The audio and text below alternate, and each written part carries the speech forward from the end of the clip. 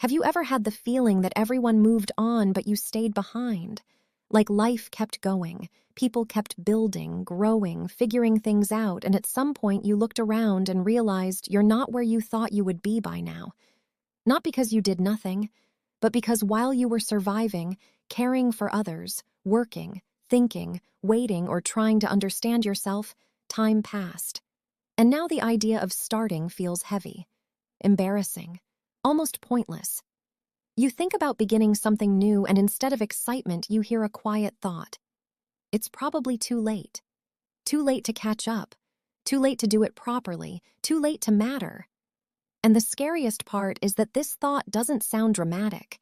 It sounds reasonable. It sounds like the truth, so you stop before you even try. You don't call it fear. You call it realism.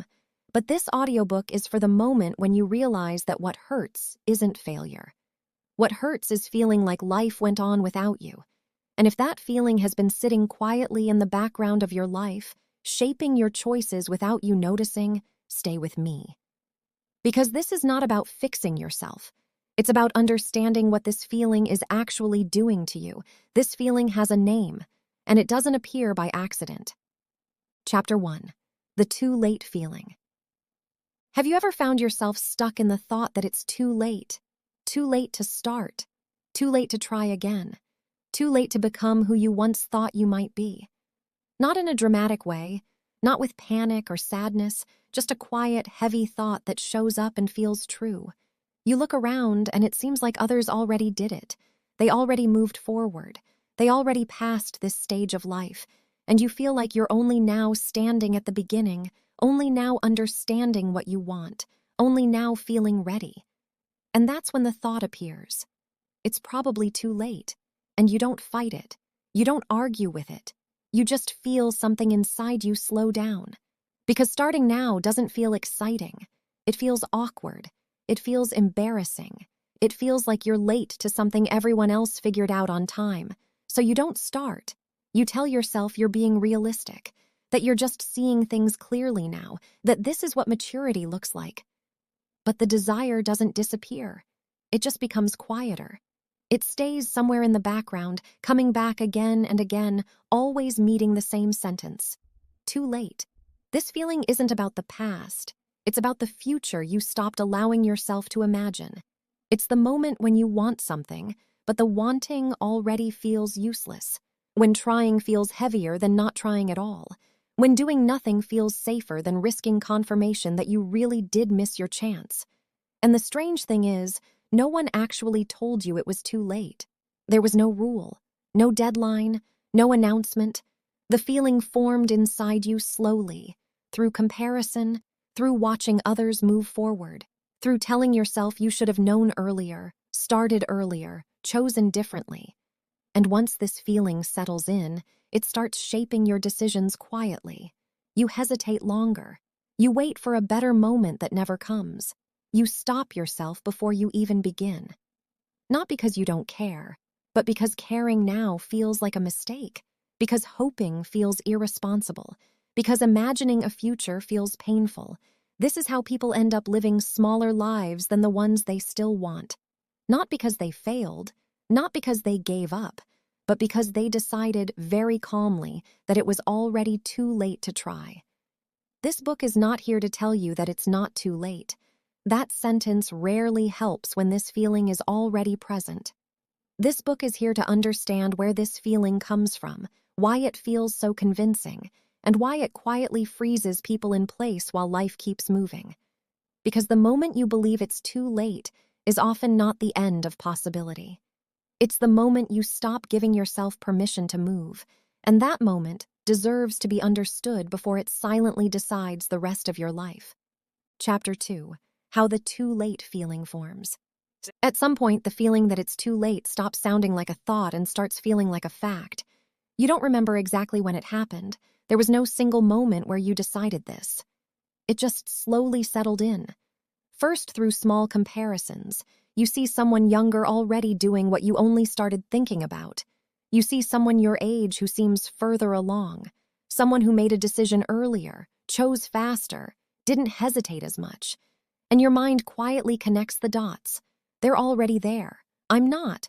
Then comes the timeline in your head, where you thought you would be by now, what you thought you would have figured out already.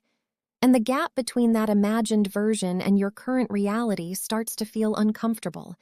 Instead of adjusting the timeline, the mind looks for another explanation, and the explanation becomes simple. I'm late. What makes this feeling so convincing is that it's built on real things.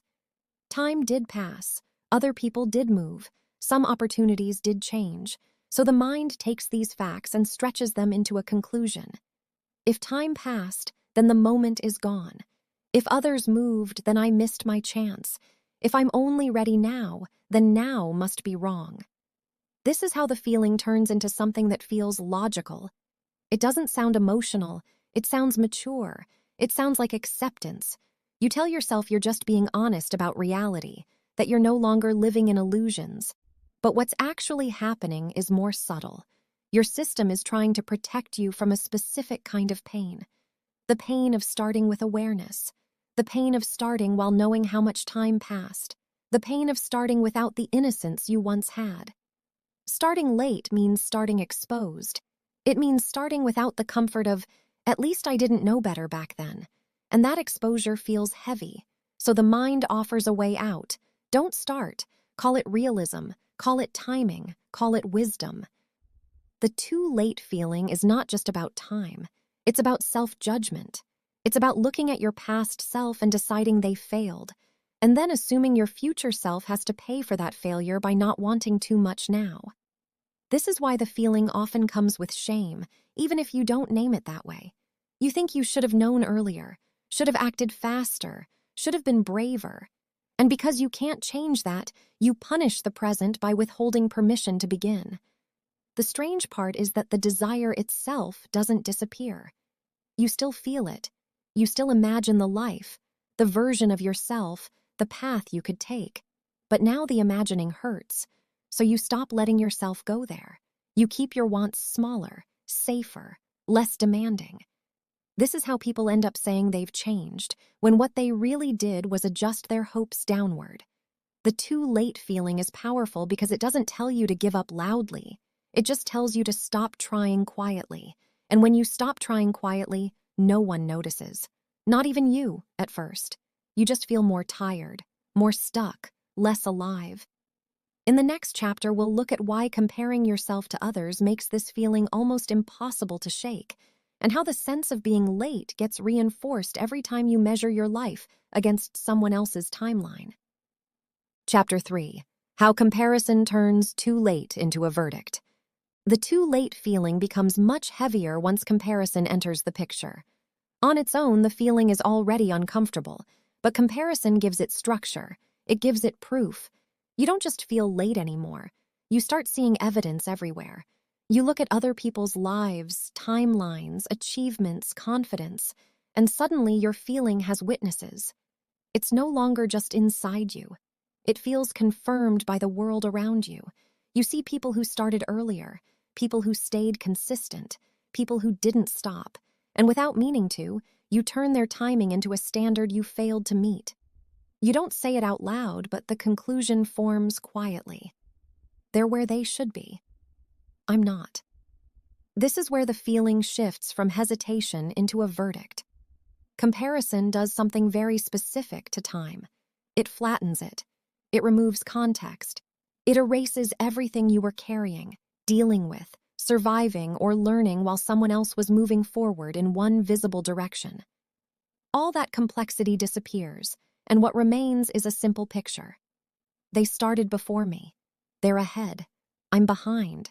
And once you accept that picture, starting now feels wrong. Not just hard, wrong. Because starting now feels like admitting that you failed to start when it mattered. It feels like arriving late to something important and having everyone notice, even if no one is actually watching. Comparison also changes how you imagine the future.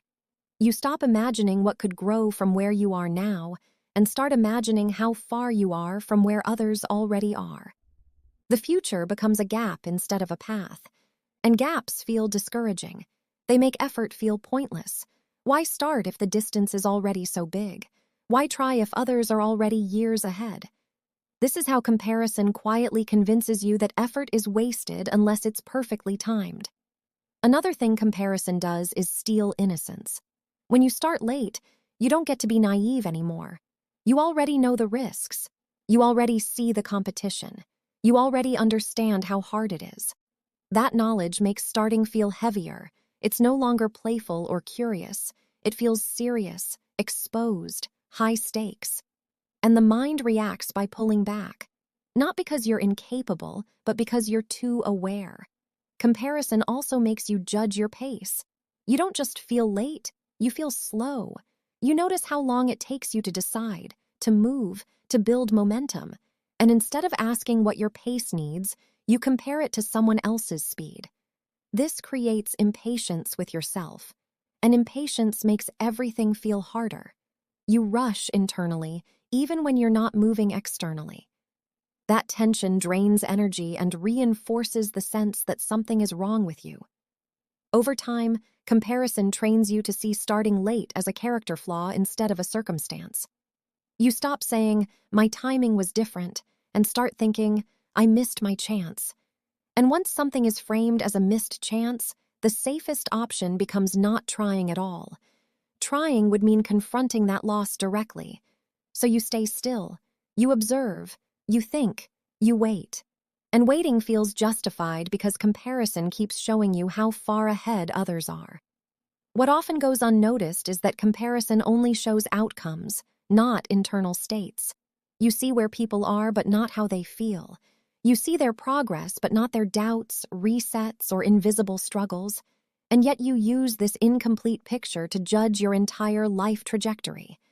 This is how comparison turns the too late feeling into something that feels final. It tells you the story is already written, that the chapters that mattered already passed, that whatever you do now will always be second best, late, or compensatory. And when you believe that, you stop allowing yourself to want fully. You want cautiously. You want quietly. Or you stop wanting altogether. In the next chapter, we'll look at how this feeling doesn't just stop action, but slowly reshapes identity until you start seeing yourself as someone who missed their moment, and how that belief quietly limits everything you allow yourself to pursue. Chapter 4. When too late becomes part of who you are. At a certain point, the too late feeling stops being something you experience and starts becoming something you identify with. It moves from a passing thought into a quiet conclusion about who you are. You don't just think that a specific opportunity passed. You begin to see yourself as someone who missed their moment. And once that belief settles in, it reshapes how you relate to almost everything in your life. You stop asking what you want and start asking what still makes sense for someone like you. You filter desires before they fully form. You lower expectations not because you don't care, but because caring feels risky now. This shift happens slowly. You don't wake up one day deciding to think less of yourself. It happens through repetition. Each time you tell yourself it's too late, each time you compare your timing to someone else's, each time you imagine starting and then stop yourself, the identity quietly reinforces itself. I'm someone who's behind. I'm someone who didn't get there in time.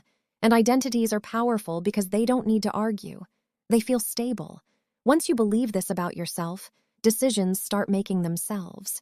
You don't pursue certain paths. You don't speak up in certain rooms.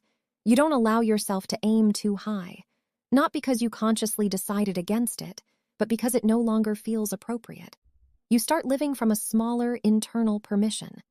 This is one of the most painful effects of the too late feeling. It doesn't just stop action. It shrinks self-image.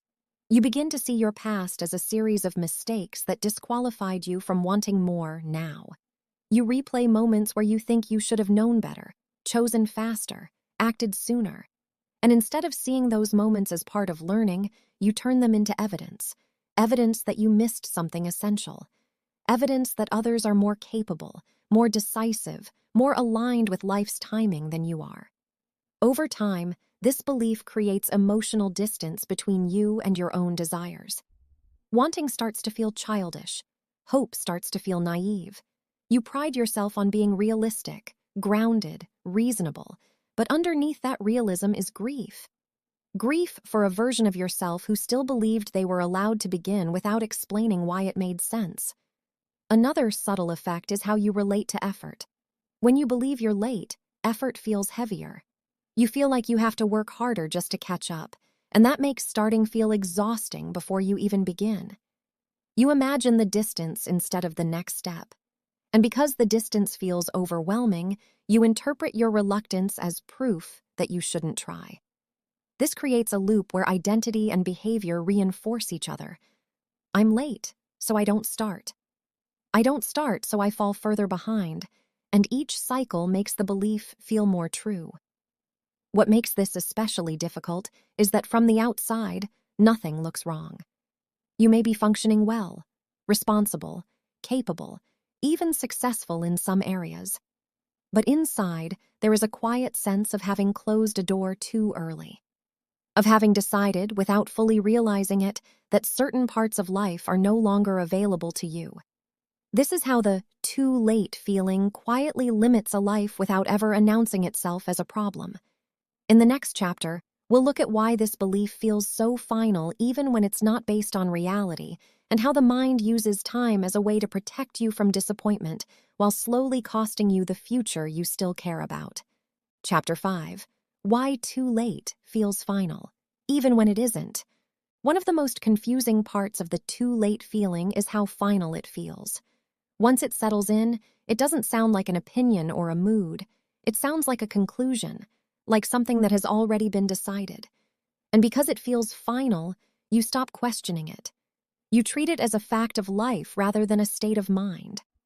But this sense of finality doesn't come from reality.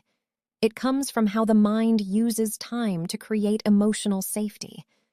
The mind likes closed stories.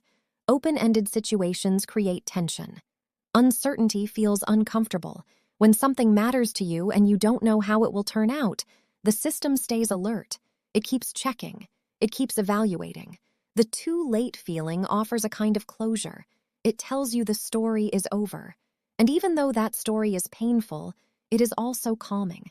There is no more waiting, no more hoping, no more risk of disappointment. The future is decided, and that decision brings a strange sense of relief. This is why the feeling feels so convincing. It reduces emotional load.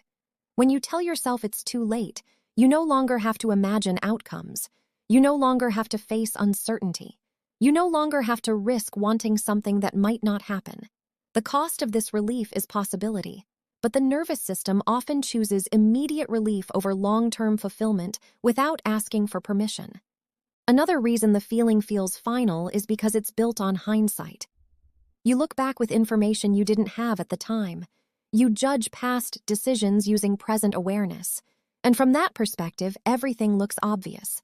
Of course I should have started then. Of course I should have chosen differently. Of course I wasted time.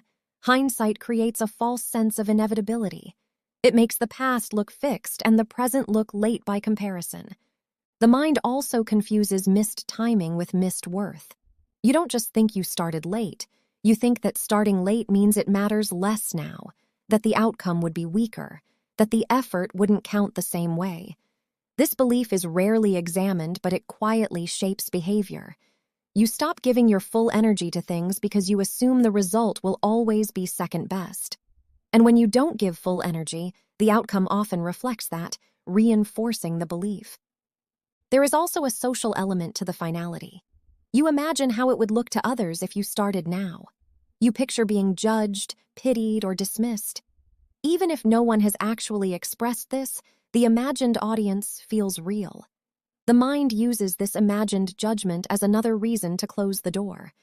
Better to stop wanting than to risk being seen as someone who arrived late. What often goes unnoticed is that too late rarely refers to a specific moment. It's usually vague. Too late compared to whom?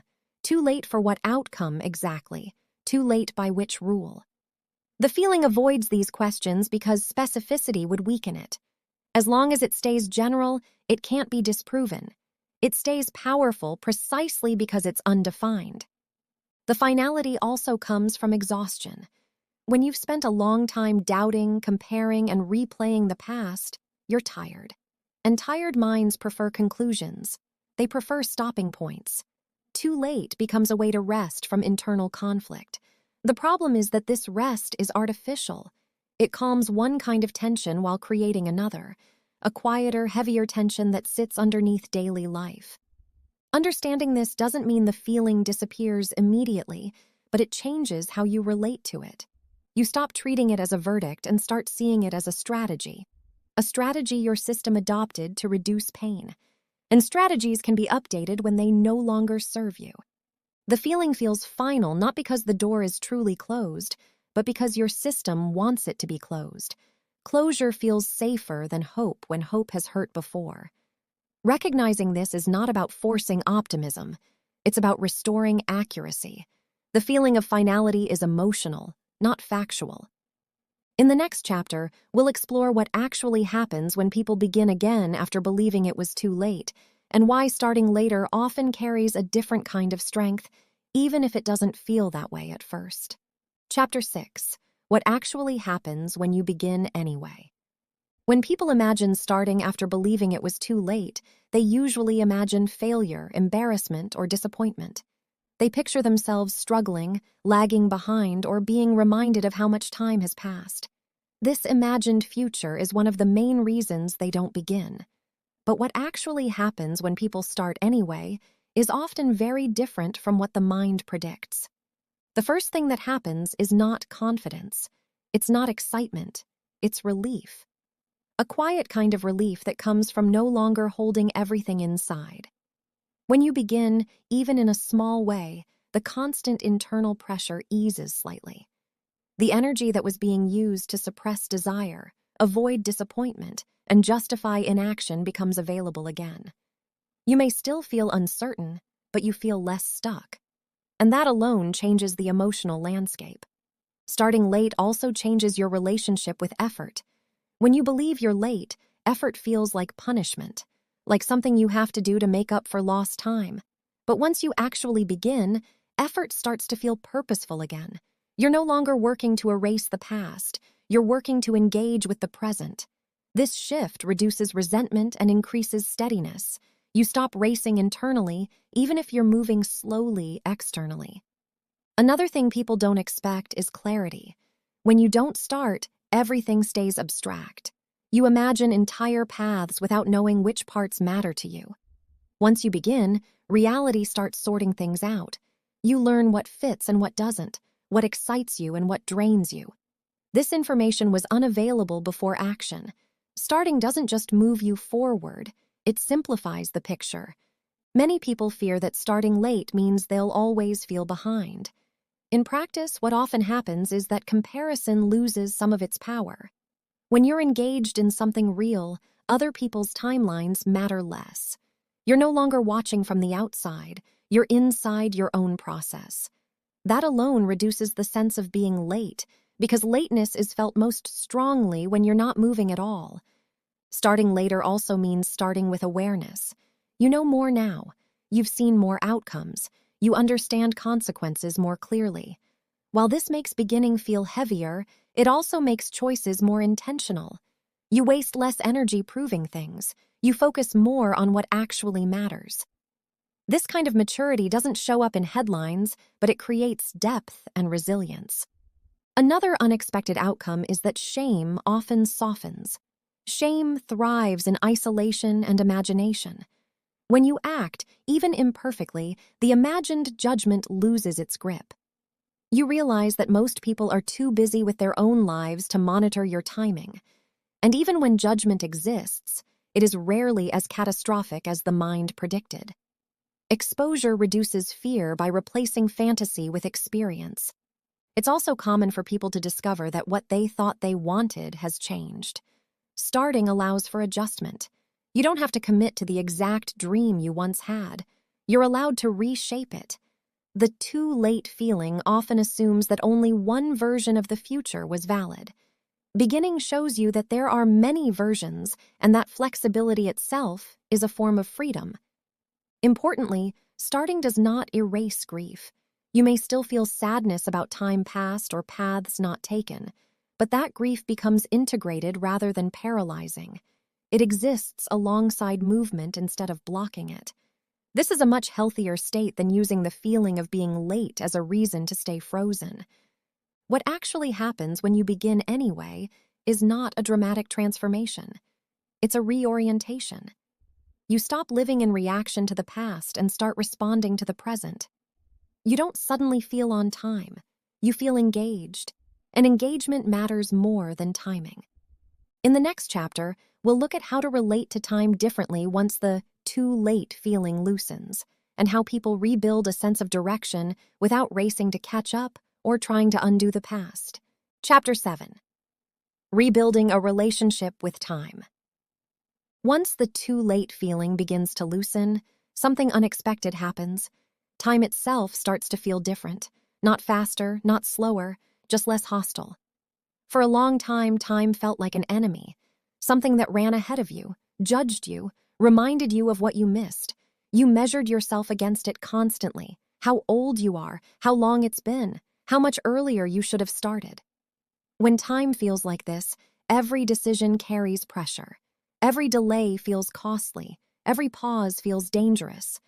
But when you begin again, even slowly, your relationship with time shifts from opposition to coexistence.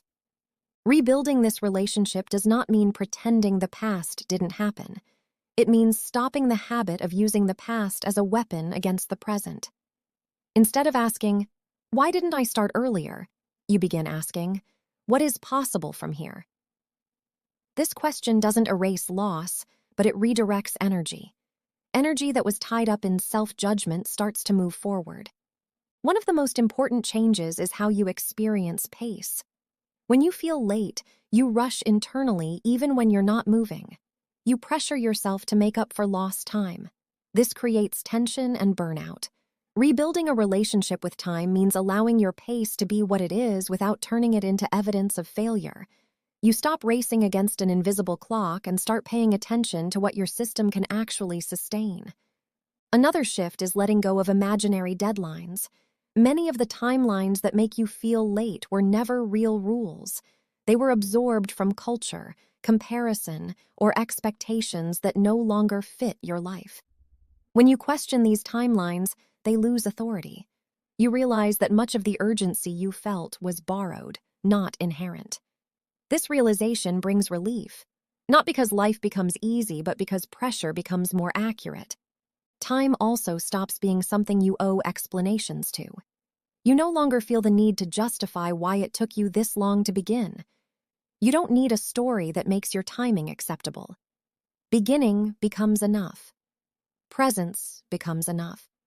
This internal permission reduces friction and allows momentum to build naturally. Another part of this shift is learning to see time as cumulative rather than wasted. The years you spent doubting, waiting, or feeling late did not disappear. They shaped you. They gave you insight, sensitivity, and discernment. When you stop framing those years as lost, they stop haunting the present. They become part of the foundation rather than a shadow over it. As your relationship with time softens, so does your fear of the future. You no longer need to know exactly where things will lead. You trust that movement will create information, and information will guide adjustment. This trust replaces urgency with direction. Direction feels steadier than speed. You may notice that you stop thinking in terms of catching up. Catching up implies someone else's race. When you leave that frame, your life stops being measured against external milestones.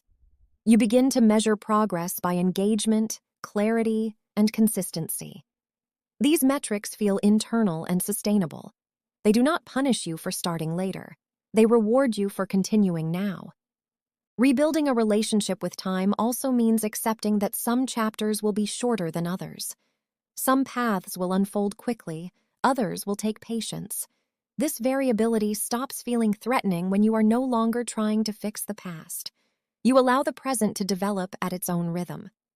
The too late feeling once told you that time had already decided for you.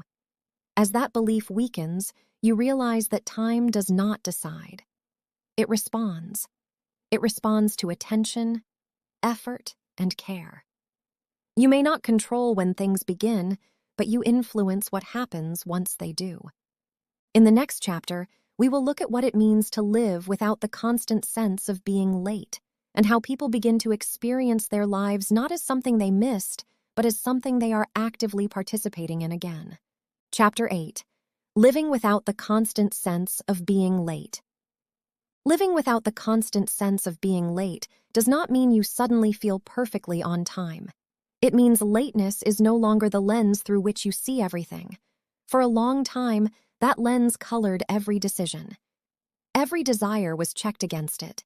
Every idea was filtered through the question, is this still allowed for someone like me? When that filter loosens, life begins to feel more open, even if nothing external changes immediately. One of the first shifts is how you experience the present moment. When you feel late, the present never feels like enough. It's always compared to a past that should have happened differently or a future you're afraid won't arrive. Without that pressure, the present becomes usable. You stop waiting for the perfect moment to justify starting. You work with what is here instead of fighting what is gone. Another change is how you relate to desire. Desire no longer feels like a reminder of failure. It becomes information again, something you can listen to without immediately shutting it down. You don't have to act on every desire, but you also don't have to silence it. This alone brings a sense of aliveness back. Wanting stops being dangerous. You may notice that decisions become simpler, not easier, but cleaner. You're no longer trying to correct the past through the present. You're not trying to prove that you are still worthy of wanting more. You choose based on fit rather than compensation. This reduces internal conflict and frees up energy that was previously tied up in justification. Living without the sense of being late also changes how you handle setbacks. When lateness was the dominant story, every difficulty felt like confirmation. Proof that you really were behind. Now, setbacks are still frustrating, but they don't carry the same weight. They are events, not verdicts. You respond instead of retreating. Another subtle shift is how you see other people. Their progress no longer automatically translates into pressure. You can notice without shrinking. You can admire without turning it into evidence against yourself.